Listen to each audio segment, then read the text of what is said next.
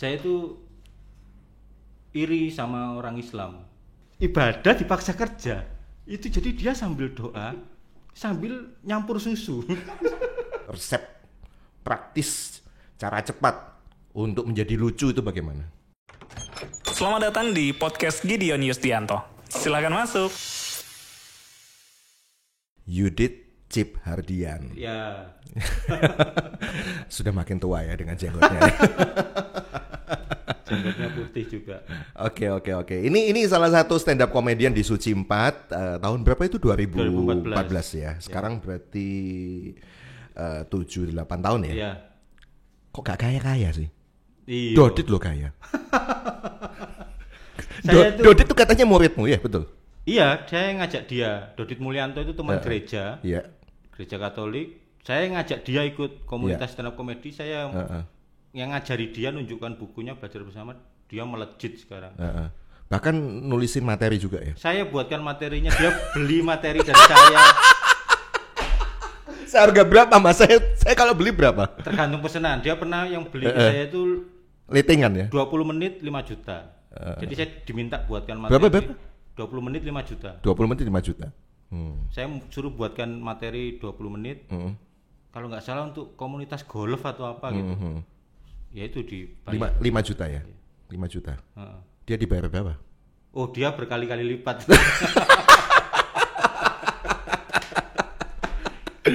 Ternyata, hey Dodit.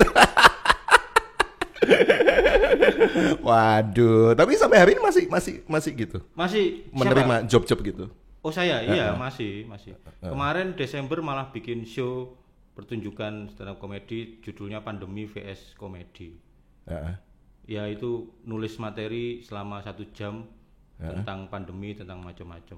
Oh, itu kan nulis materi buat Yudit sendiri. Oh iya. Maksudnya ke orang lain gitu masih nerima job? Masih ya. Semua saya terima, Bro. Yang berkaitan sama komedi saya terima. Nulis skrip. Kalau sama saya berapa, Mas? Harga gereja. Berarti 10% dong. Ya kalau sama Dodit 5 juta, saya 500.000 lah. Saya kan lah ya. Tapi itu itu Kenapa? materi stand up. Jadi membawakannya harus seperti orang stand up. Nggak bisa kalau nggak pernah terbiasa deliver seperti orang stand up itu, meskipun materinya mungkin kedengarannya lucu, tapi kalau delivernya nggak sesuai stand up kayaknya agak susah. Kontennya oke, tapi konteksnya itu delivernya itu nggak oke cara gitu ya. menyampaikannya mungkin. Ya satu paket dong, saya itu dibentuk supaya lucu. Kalau itu kelas privat itu ya. Belajar privat itu ya. Oke. Jadi yang luar biasa Yudit ini ya selain nulis skrip ya. Anda mau ditulisin. Tapi sehari-hari ini saya nggak nyangka ya masih tetap komit untuk melayani di komunitas gereja Katolik ya, di gereja Katolik. Di Polisi Istimewa ini apa namanya? Di Keuskupan Surabaya. Keuskupan Surabaya ya bahkan ya. Di Komisi Kepemudaan Keuskupan Surabaya. Sudah tua loh. Iya, saya pendampingnya. Mendampingi yang belum nikah itu. Jomblo-jomblo lama itu. Saya dong. Oh iya. Tapi saya nggak Katolik sih. Kalau belum nikah itu masih masuk orang muda kategorinya. Kalau di Katolik. Oke. 18 sampai 35 dan belum nikah itu disebut orang muda Katolik. Berarti satu saat pensiun dong.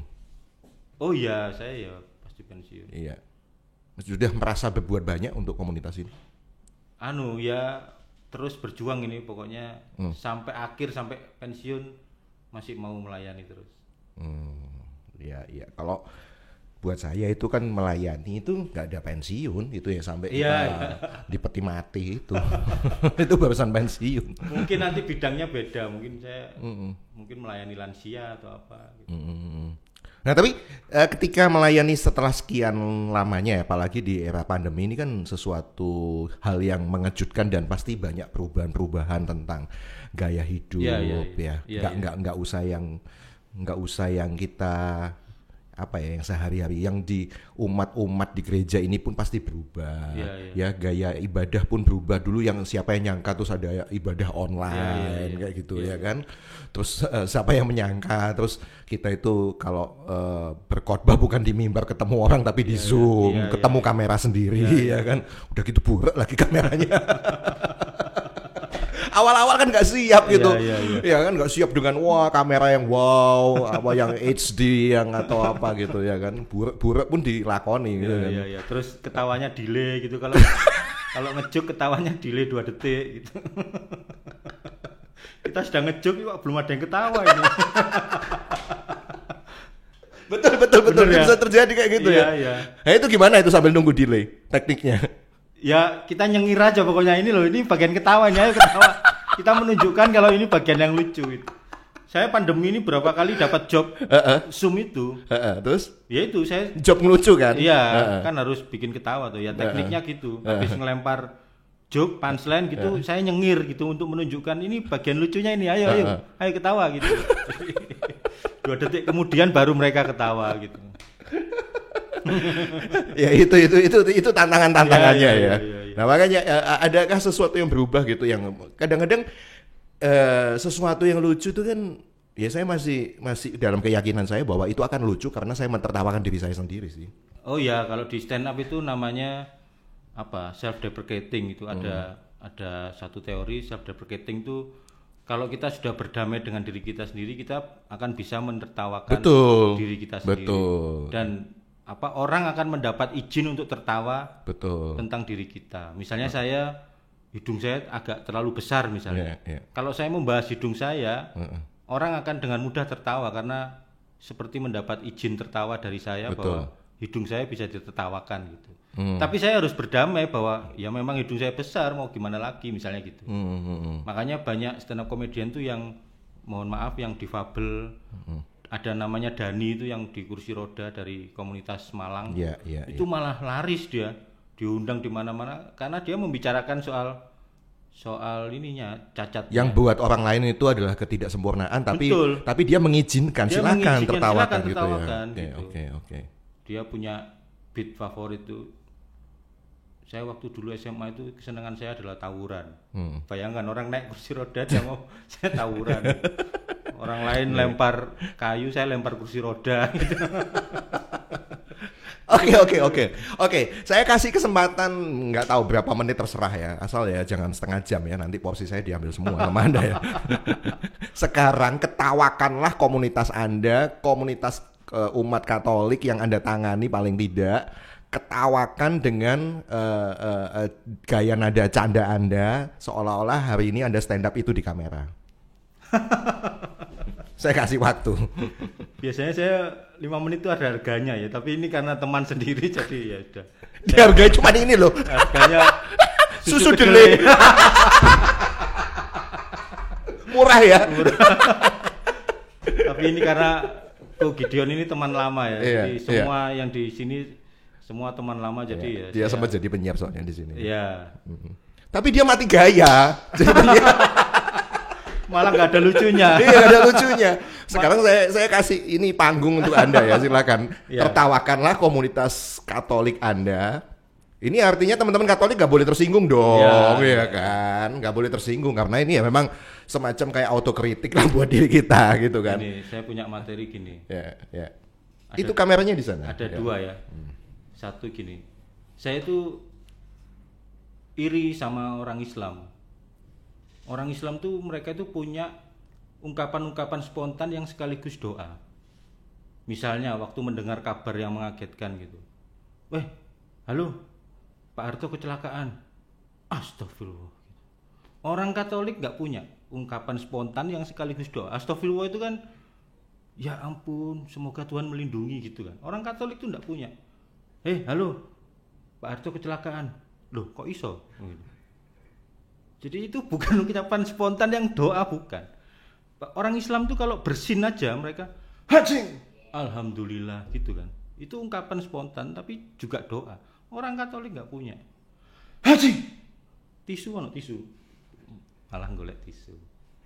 Atau misalnya mendengar kabar orang meninggal gitu. Halo, Pak Harto mati. Innalillahi, itu orang Islam. Orang Katolik nggak punya. Halo, Pak Harto mati. Loh, kok iso?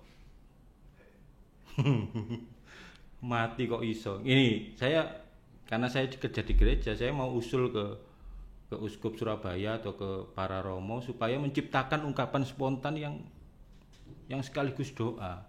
waktu mendengar kabar itu misalnya, halo Pak Harto mati, 2 Korintus. Jarno wonge mikir dhewe 2 Korintus iku apa gak ngerti, pokoknya asal nyebut gitu. Itu terus saya juga iri sama orang Islam karena mereka bisa bangun rumah ibadah di mana-mana. Kita ini ibadah di rumah aja diprotes loh. Itu salah satu yang iri saya yang terbesar itu. Mereka bisa ibadah di mana-mana, di Monas, di macam-macam. Kita nggak bisa gitu. Itu. Terus yang kedua ini orang Katolik tuh saya suka gemes sama orang Katolik yang kalau pergi misa dia bawa babysitter. Saya kan kadang misa di paroki Santo Yakobus di Citraland, itu tempatnya orang-orang kaya semua. Itu ada yang beberapa kali saya jumpai bawa babysitter, bayangkan. Babysitternya ikut ibadah di situ. Ada yang babysitternya itu muslim. Beneran, karena saya ngelirik ke dia terus saya perhatikan, dia itu kayak kikuk gitu, kayak merasa ya ampun ini katanya agama kafir. Tapi kok saya mendengar kebaikan di sini. Semuanya ini kebenaran. Apakah saya yang salah dengar atau guru saya yang salah menyampaikan gitu. Jadi dia itu kikuk gitu sambil, biasanya kan sambil ini kan, sambil melayani anaknya yang kecil itu. Jadi dia suka apa bingung gitu. Tapi yang lebih kasihan lagi itu adalah babysitternya Katolik. Bayangkan, dia kerja sambil ibadah, itu kan keterlaluan majikannya. Jangan dipaksa, ya kerja gitu. Jangan ibadah dipaksa kerja. Itu jadi dia sambil doa, sambil nyampur susu. Apa? Marilah mengarahkan hati kepada Tuhan. Sudah kami arahkan gitu. Sambil ngasih susu. Waktu terima komuni, dia ikut antri baris sambil merhatikan sinyonya ini. Yang kan dia harus bawa sinyo ya. Jadi antri gitu terus tubuh Kristus dia terima. Nyo nanti nyo. Sinyonya Melayu. Oke Yudit. Saya udah ketawa udah. Itu materi andalan kalau di gereja-gereja itu. Iya. Enak ya, tapi bisa materinya dibuat keliling ya. Iya. Iya kan 5 juta kali tadi. Tapi kalau sudah ada yang dengar biasanya ya jadi agak berkurang gitu ketawanya. Iya. Enggak, tapi tadi saya menyoroti ya sama sih ya. Ya oke lah, berarti ya kita harus apa ya? Ya kita harus respect memang sama kaum muslim yang apa ya, setiap kejadian apapun dalam hal yang dianggap sial pun mereka punya satu doa gitu ya. Kita kadang-kadang malah bukan firman yang keluar betul. Tapi nah itu itu juga otokritik sebenarnya ya. Tapi kalau keseharian saya sih ya paling apa misalnya Yudit masuk rumah sakit, puji Tuhan. Ungkapan yang salah itu ya. Loh, kan dibalik sesuatu itu pasti ada kebaikan, ada rahmat ya. Nah, Anda di rumah sakit, puji Tuhan dikasih waktu istirahat kan. Bisa istirahat, bisa disembuhkan, masih ada waktu sebelum benar-benar finish. Dan masih bisa terima amplop besukan. Nah. Kan puji Tuhan, makanya kan. Haleluya kan gitu loh. Terus yang kedua tadi Anda mulai menyoroti tentang ini ya, apa tadi? Babysitter ya. Saya nggak tahu kalau di gereja Kristen ada ya gitu. Ya ada pasti ada gitu ya. Ya namanya juga negara kita kan beragama-agama gitu kan, nggak mesti juga babysitter atau asisten rumah tangga saya pun juga muslim kok gitu loh. Ya kalau diajak nganterin ke gereja gitu terus ya kalau dia sama-sama Katolik atau Kristen gitu ya, itu pun menurut Anda itu ini ya penindasan. Iya, ya? Penindasan, kasihan. Ada yang babysitternya muslim. Nah harusnya gimana? Ya kerja gitu ya, kalau waktunya ibadah gitu. Iya ya, maksudnya ya jangan didobel gitu. Ya udah, kalau dia waktu ibadah bareng sebagai sesama umat, nggak usah kerja. Nah itu sinyonya ikut siapa tadi? Sinyo ya, sama noni. Titipkan mertua.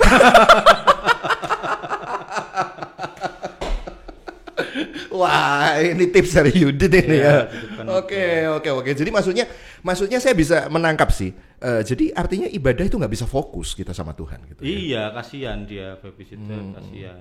Oke. Masa masih harus dipaksa untuk gitu lagi. Tapi gimana dengan ungkapan bahwa kerja itu juga ibadah kok?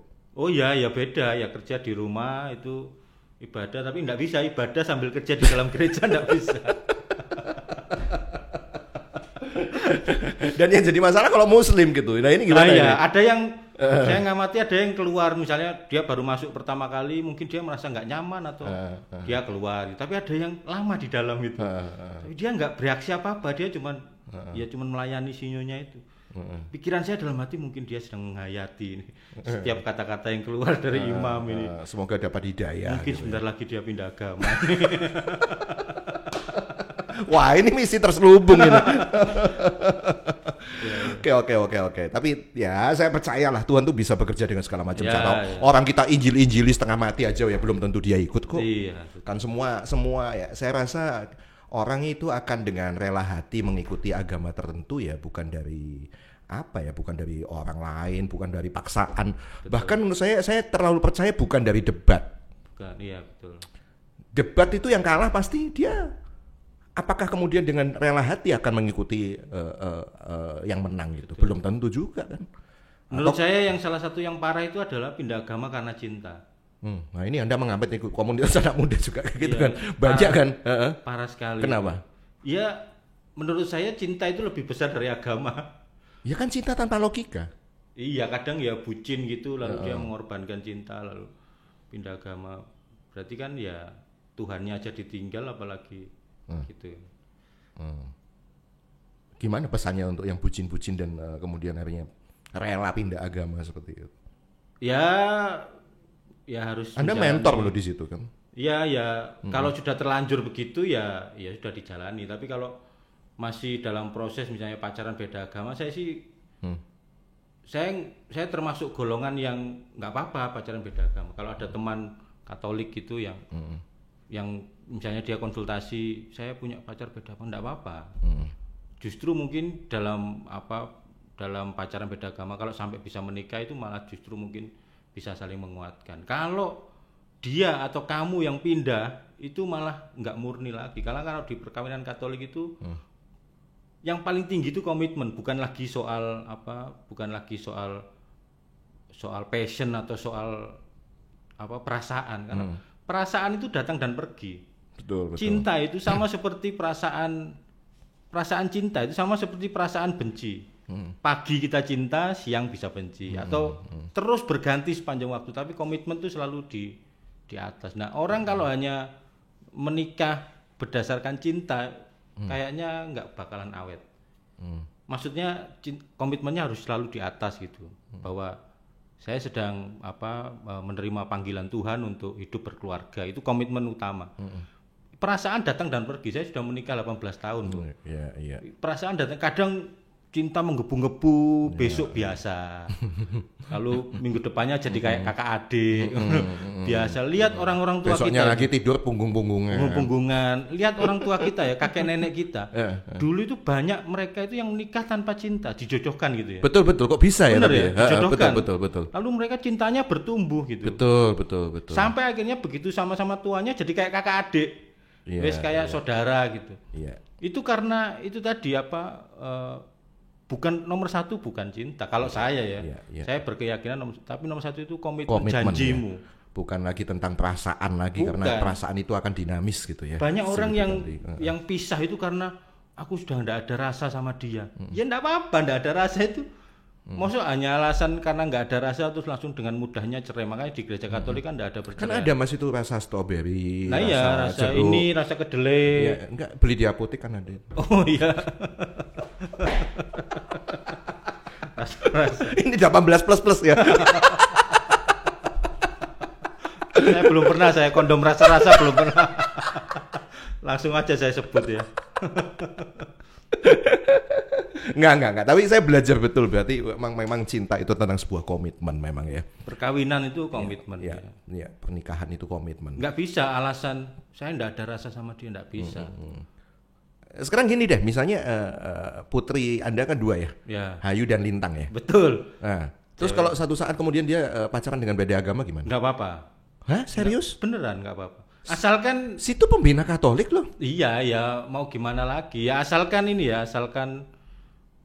serius, bertanggung jawab. Maksudnya berarti bucin dong demi agama ditinggalkan, nggak apa-apa katanya. Loh kan nggak ada yang pindah agama, kan tetap jalan.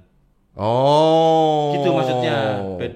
Oh, Anda mengaccept bahwa nggak apa-apa gitu, dua-duanya berbeda gitu maksudnya gitu. Nggak apa-apa ya, selama mereka serius, komitmen, tanggung jawab gitu.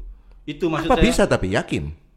Ya tergantung orangnya. Ada contoh yang sukses, tapi ada contoh yang gagal juga kan? Berantakan ada. Oh. Tapi contoh suksesnya juga ada. Sampai hari ini sudah menikah puluhan tahun, masih saling mencintai. Satunya ngantar ke masjid, satunya ngantar ke gereja, Mas. Banyak sekali contoh. Tapi buat saya kok terlalu susah ya. Kalau saya sih dalam pendapat yang bukan gimana-gimana ya, tapi wong satu gereja aja bisa tengkar.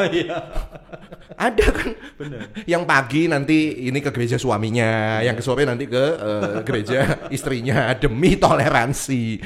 Ya repot lagi kalau punya anak nanti nganterin kaum muda ke gereja yang lain lagi gitu loh. Nah, saya sering bilang itu susah loh kalau kayak gitu. Anda sekarang sedang pacaran beda agama dan nanti siap menikah beda agama. Kalau Anda sekuat itu menghadapi tekanan dari orang tua, silakan dilanjutkan. Kalau Anda cupu, nggak kuat menghadapi tekanan, ya jangan dilanjutkan. Mending cari yang seiman.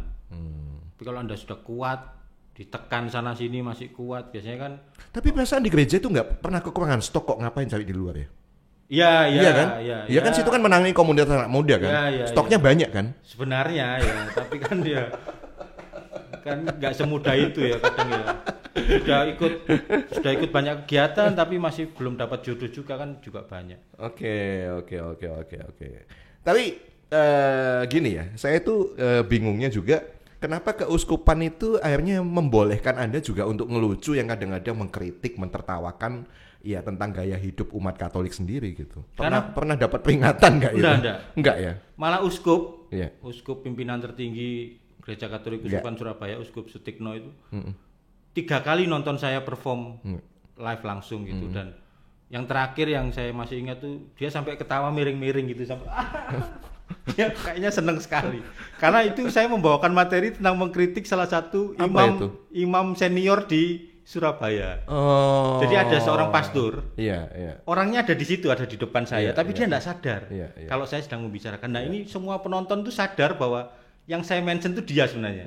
Tapi saya tidak nyebut nama, saya bilang ada seorang pastor senior itu kalau ibadah itu lebay. Kenapa? Dia kalau ngomong tubuh Kristus itu T-nya jadi C. Tubuh Kristus. Dan orang-orang lain tuh sadar. Nah si Bapak Uskup ini juga tahu. Dia rupanya langsung sadar gitu. Kayaknya bukan Bapak Uskup ini aja deh. Di orang Kristen juga banyak sih yang banyak lebay kan, gitu. Agak lebay gitu. Waktu nyanyi gitu, Tuhan, bukan Tuhan ya, Tuhan Yesus Kristus. Ya Mas, tapi cuhnya itu jangan pakai tekanan dong kan.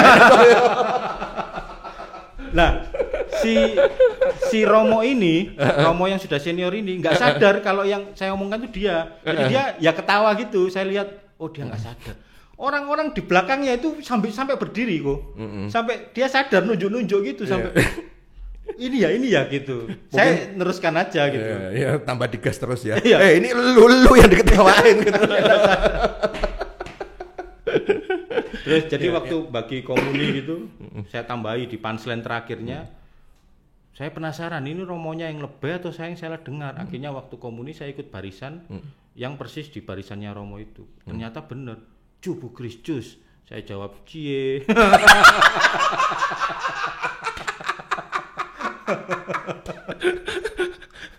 Loh, jawabnya kok cie? Ya, itu kan punchline tuh. Loh, berarti yang benar bukan cie dong? Apa? Pakai T. Tie. Tie. Dasi ya, tai. Iya, makanya. Dasi. Aduh. Enggak mestinya jawab bagaimana itu? Enggak ya? Amin ya. Amin. Tubuh Kristus, amin gitu. Iya. Cuman punchline-nya jadi cie terus ya langsung ger gitu. Iya. Nah itu Bapak Uskup langsung ketawa itu. Karena dia tahu. Saya rasa memang orang yang berbesar hati adalah dia bisa menerima bahwa kelemahannya itu seperti itu dan apa ya. ya dengan harapan ya memperbaiki diri lah kayak gitu. Tapi ya. itu bukan bermaksud merendahkan kan, itu Betul. memang faktanya dia begitu dan ya saya hanya mengungkapkan faktanya, kebetulan lucu gitu. Iya. Tapi pernah sampai dapat apa gitu somasi dari umat? Oh enggak pernah.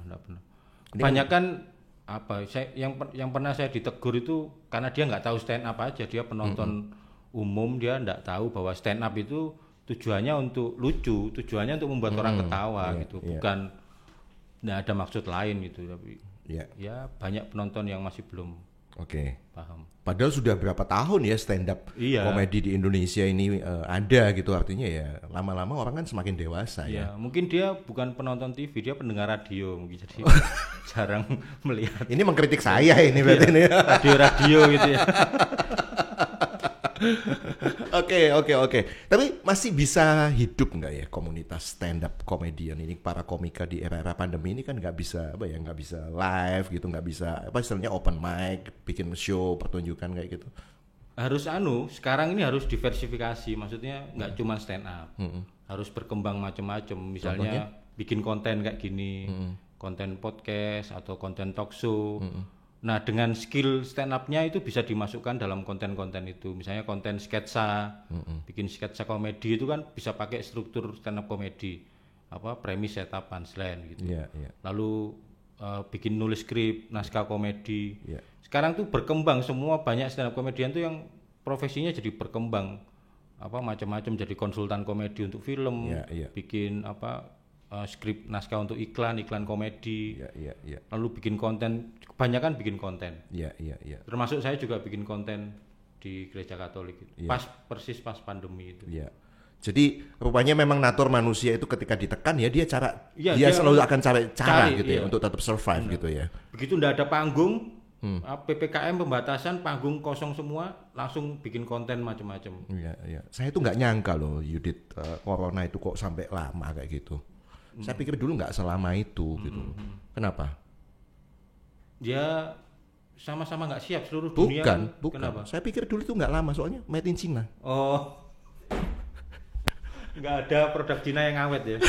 Kecuali, bulanan biasanya. Kecuali tembok Cina. Ini kok 2 ini 2 tahun. 2 tahun. Iya.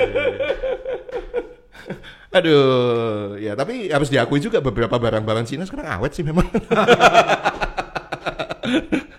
Ya, tapi kan belum tentu juga corona itu bikinan Cina. Itu kan cuma guyonan aja guyonan lawas sih. Oke. Jadi termasuk sampai hari ini pun masih tetap aktif berkarya. Bahkan masih ada ya komunitas di Surabaya ini masih. Komunitas stand up comedy masih ada, masih aktif. Mereka ada 2 kali pertemuan sharing ilmu sama open mic. Open mic itu di kafe, ditonton orang, mereka nyoba ngetes materi. Kalau yang sharing tuh internal para komika gitu. Oke. Satu hal yang terakhir saya pengen tahu gitu, resep praktis, cara cepat untuk menjadi lucu itu bagaimana? Cerita tentang diri sendiri, aib tentang diri sendiri. Itu paling cepet. Karena itu ada teorinya, Bu. Teorinya itu namanya komedi superior. Kita itu senang mendengar penderitaan orang lain. Betul. Kalau kita jalan sama teman kita kepleset pisang. Betul. Oke, kepleset pisang. Jatuh. Apa yang kita lakukan? Ketawa.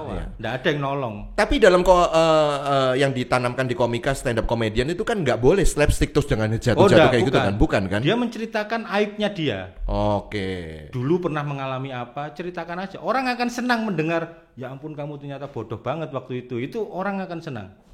Maka jangan jauh-jauh, materi itu jangan jauh-jauh yang terlalu muluk-muluk.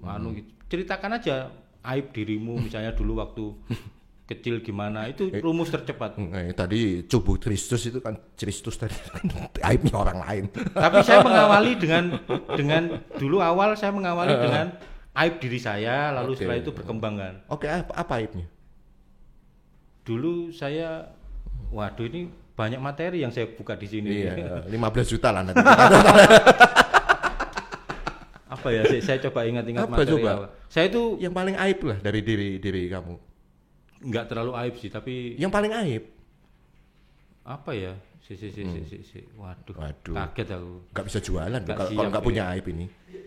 Itu materi-materi awal saya ya. Katanya kan jualan di atas aib katanya kan. Oh iya, materi awal ya. Nah makanya apa? Dulu waktu awal-awal memulai mesti nyeritakan tentang aib, sekarang sudah berkembang. Dulu saya itu ini materi awal ya, materi awal itu apa ya? Saya itu sering dipuji ganteng. Tapi cuma sama ibu saya. Bukan karena kenyataan tapi karena kewajiban ya tuh. Anakku sing ganteng-ganteng dewe kan gitu. Padahal faktanya Padahal matinya. dalam ya itu hanya dalam hati. Terus saya itu dulu tingginya di atas rata-rata teman-teman waktu SMP gitu. Jadi saya disuruh main basket, tapi saya enggak suka main basket. Saya sukanya main sepak bola. Karena saya suka jadi back. Karena saya suka back gitu ya. Jatuh sendiri. Oh, maksudnya seperti itu ya contohnya ya. Oke. Ceritakan tentang diri sendiri. Oke. Itu paling gampang lah. Paling gampang. Anda kalau mungkin sampai hari ini meskipun di tengah tantangan masih ada lah mungkin Anda yang tertantang untuk menjadi komika karena komika itu bisa menurut saya bisa bermetamorfosis dia merambah ke bidang-bidang lain dengan memanfaatkan basic ilmunya itu ya. Di luar negeri itu banyak kelas-kelas stand up comedy itu diikuti oleh ibu-ibu rumah tangga. Oh, untuk apa? Kantoran. Bukan untuk perform di panggung tapi supaya dia dalam pesta itu menjadi orang yang menarik gitu. Iya, menjadi pusat perhatian ya. Dia menceritakan joke. Oke. Misalnya itu tadi kumpulan lagi pesta gitu, lagi kalau orang barat kan minum bir gitu, lalu dia aku punya cerita. Nah, itu dia pakai teorinya stand up comedy. Dulu saya waktu SD itu tinggi saya di atas rata-rata. Nah, itu dia pakai meskipun itu hanya di pesta kecil gitu, tapi orang sampai ikut kursus karena pingin itu. Iya. Pingin menyenangkan teman-temannya. Betul. Menjadi pribadi yang disenangi otomatis berkat tuh datang sendiri lah nanti. Nah, itu kan. Haleluya. Ya. Baik, senang sekali bisa ngobrol sebentar nih sama Yudit Ciphardian yang masih tetap setia dengan komikanya, profesinya ya, tetap setia juga untuk melayani Tuhan dan tidak menjadi baper ya. Ya. Itu komika enggak boleh baper. Betul ya. Termasuk kita juga lah ya sebagai penikmat stand up comedian ini jangan nggak boleh baper. Jadi disclaimer dulu ya. Nih, jangan sampai baper netizen dengan omongan kita. Karena ya tidak ada maksud kita itu menghina orang lain, tapi ya kita belajar bahwa itu kadang-kadang mencerminkan diri kita sendiri yang sedang melakukan aib atau kelemahan atau kekurangan itu gitu ya gitu.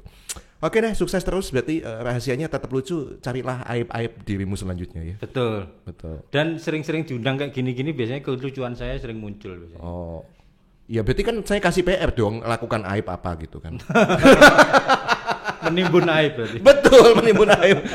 Menimbun aib pangkal kaya karena lahirlah materi-materi. Baik, thank you Yudit. God bless ya. Bye. Terima kasih sudah menyimak podcast Gideon Yusdianto. Subscribe di channel Batra Yuda FM.